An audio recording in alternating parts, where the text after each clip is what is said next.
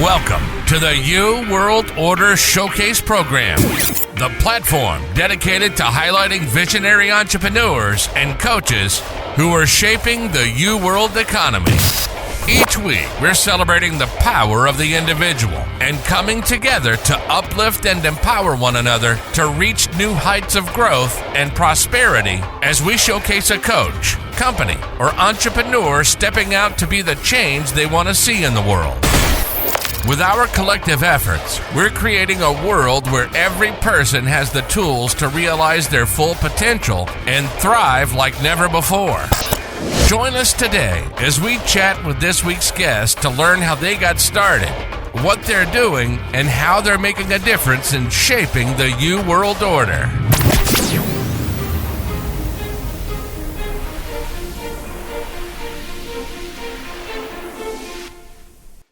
Welcome to the New World Order. The U World Order. Love the name. The name is awesome. Yeah, I heard it for the first time with a networking group that I was involved with. Mm-hmm. And it just was like, that's what it's all about. Yeah. Individuals coming together and providing solutions for each other on a one-on-one or a small group basis. I agree 100%. Yep. With that in mind, I know that you are doing the Virtual Closing Academy now. You've done other programs in the past, and this whole Virtual Closing Academy thing has just kind of inspired me really to start this podcast, but also to just let people know all of the opportunity that exists out there. Everybody has a unique gift that they can use to solve problems, but it's just knowing how to go about getting your message out. And so this is kind of an opportunity for people to do that. Sure. So why don't you tell our listeners a little bit about how you got started, who you are, what you're up to? Sure. So I got started selling when I was 15 years old. I was telemarketing cell phones over the phone. And I had no idea what I was doing. The person told me to read a piece of paper to a whole bunch of people. And every time when they got to the end and they said yes, I'd get $25. And I was like, this is the greatest thing ever. Had no fear of the phone ever. I've never really experienced that whatsoever. I got pretty good at it, I guess. I got recruited into the stock business when I was 18, had my Series 7 and 63 right after my 18th birthday. Spent about 7 years there. Then in 2007, after a small stint in the mortgage and car business, I started my consulting company and publishing company, and we're still in business today. And we just, like Jill was saying, we just launched the Virtual Closing Academy, appointment setter coaching, and we're teaching people how to do that. So that's what we're up to. So what do you think people need to learn how to do closing, how to use the skills that you teach? What do you think is the most important part of that? Well, the most important part of it is actually doing it. So I mean, we can get that out of the way because that's not really like, I guess it's a skill, but like if you want to learn like tactical stuff, it's just basic human communication. You know, basic human communication and basic human psychology is what you need to know in order to get people to do what you want them to do. But the problem that I have most of the time, and this is across all industries that I've ever worked in, is that getting people to actually get on the phone and do it is the biggest hump that I have to overcome.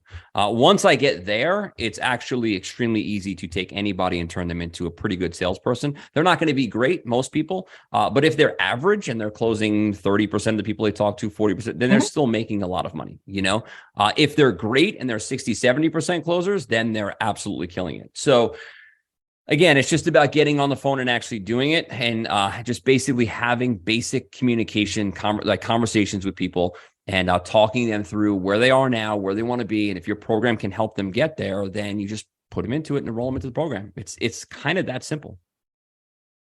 So where do you think the future of the economy is going in terms of what's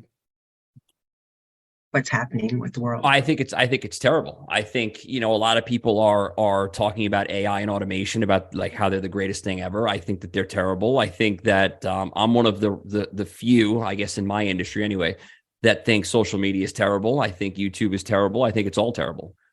With that said, though, I think that as the society that we live in. We have to use that because it's just part of our life now. We can't really fight it. We kind of just have to, because if we don't use it, it's just going to run us over. So we have to get involved in some way, shape, or form. But I always say, be a producer, not a consumer in those areas.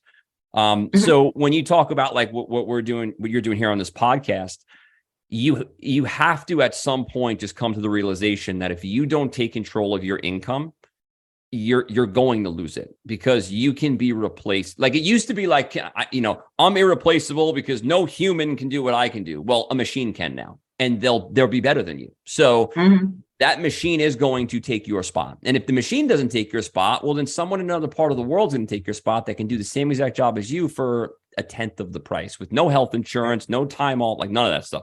So, it's a terrible place to be, but there's also a massive amount of opportunity if you're willing to go out there and just jump on it and do it. So why do you love what you do? That's an interesting question, because I don't. Okay, at least that's honest. Yeah, I mean, it's just like why don't you love it? Well, because here's the thing, because I think that I see a lot of people. And my one of my parents is one of them, my stepfather. He's a police officer.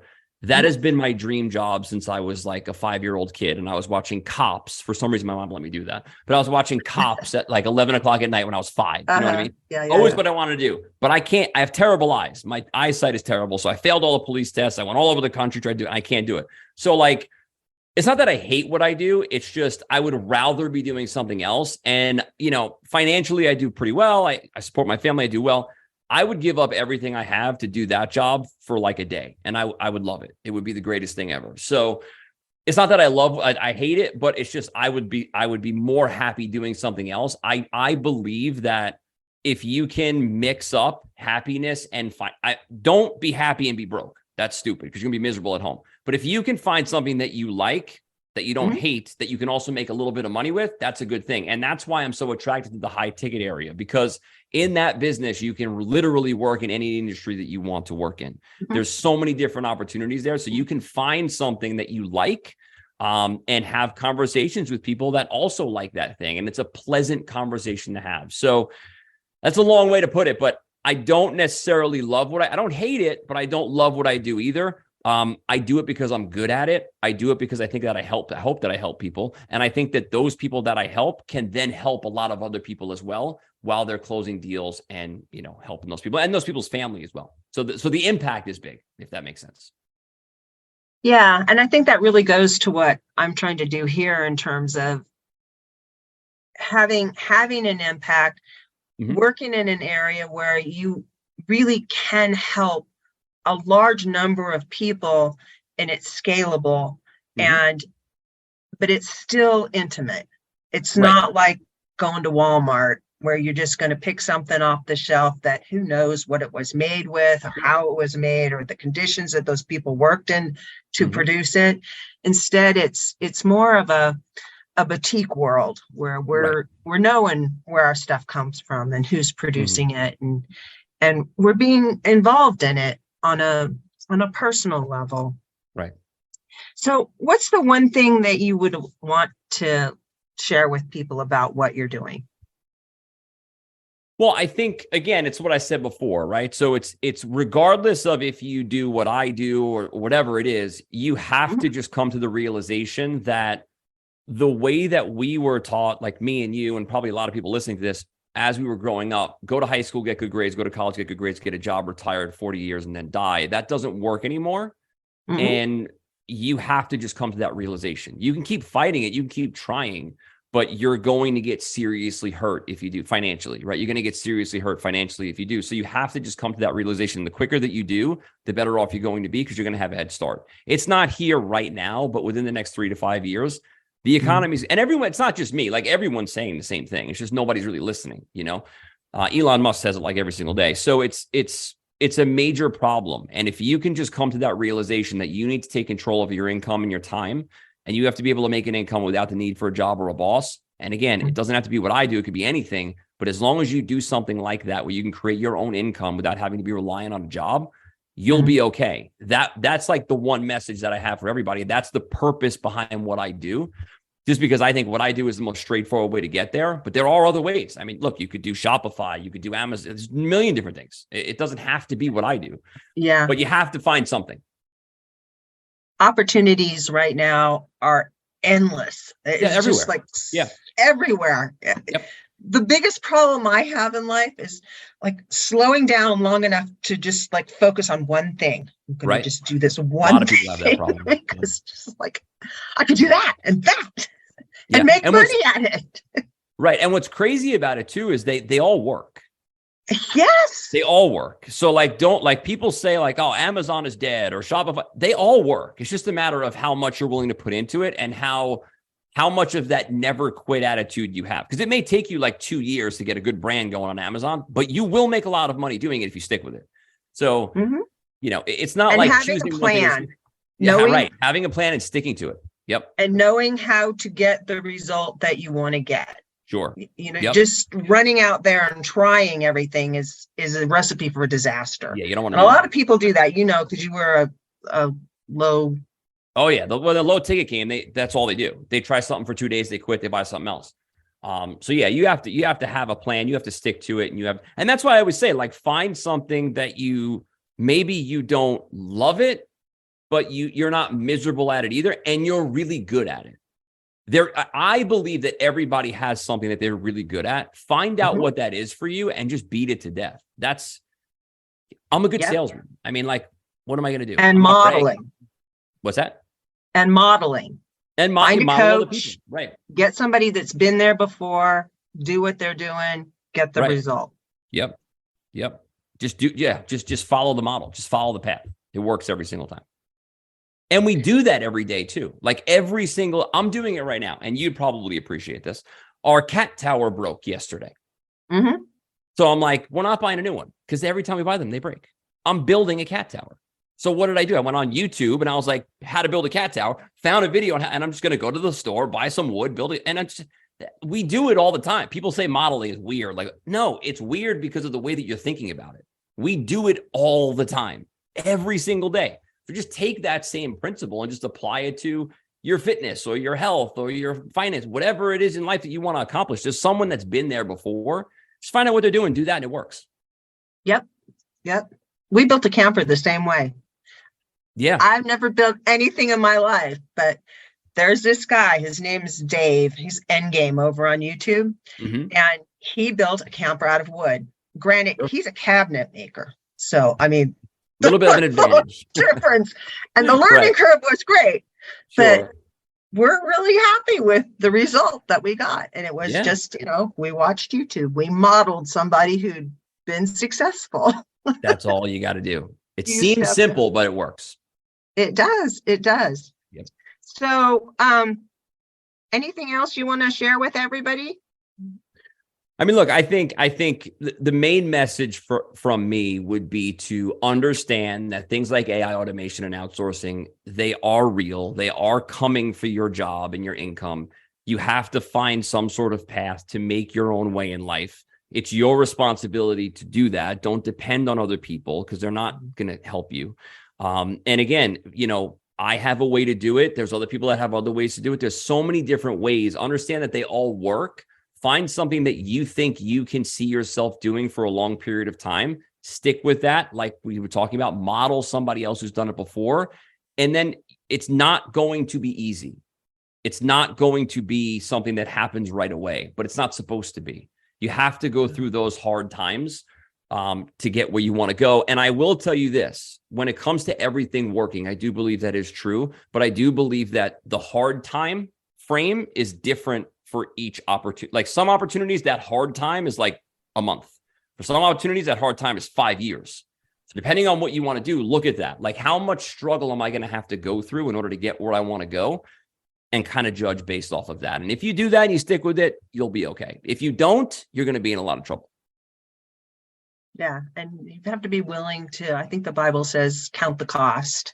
Mm-hmm. You have to be willing to look at what it's going to take to get the result that you want and decide up front, am I committed to doing that? Right. Yeah, I agree 100%. Yeah. It's got to be that.